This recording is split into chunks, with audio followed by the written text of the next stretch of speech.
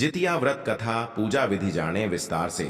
जितिया व्रत हर साल आश्विन मास की कृष्ण पक्ष की सप्तमी से नवमी तक किया जाता है। सप्तमी को खरना करके अष्टमी को व्रत रखा जाता है और फिर नवमी तिथि को व्रत का पारण किया जाता है। जितिया व्रत की कथा में 3 कथाओं का वर्णन मिलता है। जितिया पर्व संतान की सुख समृद्धि के लिए रखा जाने वाला व्रत है। इस व्रत में पूरे दिन निर्जला यानी कि बिना जल ग्रहण किए व्रत रखा जाता है। यह पर्व उत्तर प्रदेश, बिहार, झारखंड, पश्चिम बंगाल और नेपाल के मिथिला और थरुहट में आश्विन माह में कृष्ण पक्ष के 7वें से 9वें चंद्र दिवस तक 3 दिनों तक मनाया जाता है। इस बार यह व्रत 17 और 18 सितंबर को है। तो आइए जानते हैं जितिया व्रत की पूजा विधि और कथा विस्तार से। जितिया व्रत के पहले दिन महिलाएं सूर्योदय से पहले जागकर स्नान करके पूजा करती हैं और फिर एक बार भोजन ग्रहण करती हैं और उसके बाद पूरा दिन निर्जला व्रत रखती है। इसके बाद दूसरे दिन सुबह सवेरे स्नान के बाद महिलाएं पूजा पाठ करती हैं और फिर पूरा दिन निर्जला व्रत रखती हैं। व्रत के तीसरे दिन महिलाएं पारण करती हैं। सूर्य को अर्घ्य देने के बाद ही महिलाएं अन्न ग्रहण कर सकती हैं।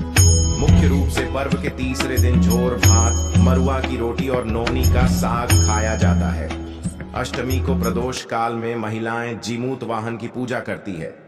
जीमूत वाहन की कुशा से निर्मित प्रतिमा को धूप, दीप, अक्षत, पुष्प, फल आदि अर्पित करके फिर पूजा की जाती है। इसके साथ ही मिट्टी और गाय के गोबर से सियारिन और चील की प्रतिमा बनाई जाती है। प्रतिमा बन जाने के बाद उसके माथे पर लाल सिंदूर का टीका लगाया जाता है। पूजन समाप्त होने के बाद जीवित पुत्रिका व्रत की कथा सुनी जाती है। जितिया की कथा के अनुसार एक बार एक चील और एक मादा लोमड़ी नर्मदा नदी के पास हिमालय के जंगल में रहते थे। दोनों ने कुछ महिलाओं को पूजा करते और उपवास करते देखा और खुद भी इसे करने की कामना की। उपवास के दौरान लोमड़ी को बहुत भूख लग गई और वह जाकर चुपके से मरे हुए जानवर को खा लिया।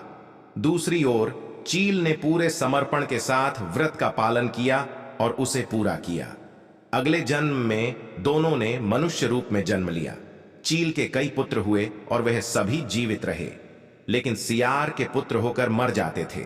इससे बदले की भावना से उसने चील के बच्चे को कई बार मारने का प्रयास किया, लेकिन वह सफल नहीं हो गई।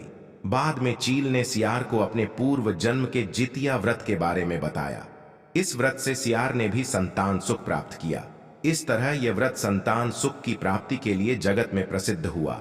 जितिया व्रत जीमूतवाहन की कथा। इस कथा के अनुसार जीमूतवाहन गंधर्व के बुद्धिमान और राजा थे।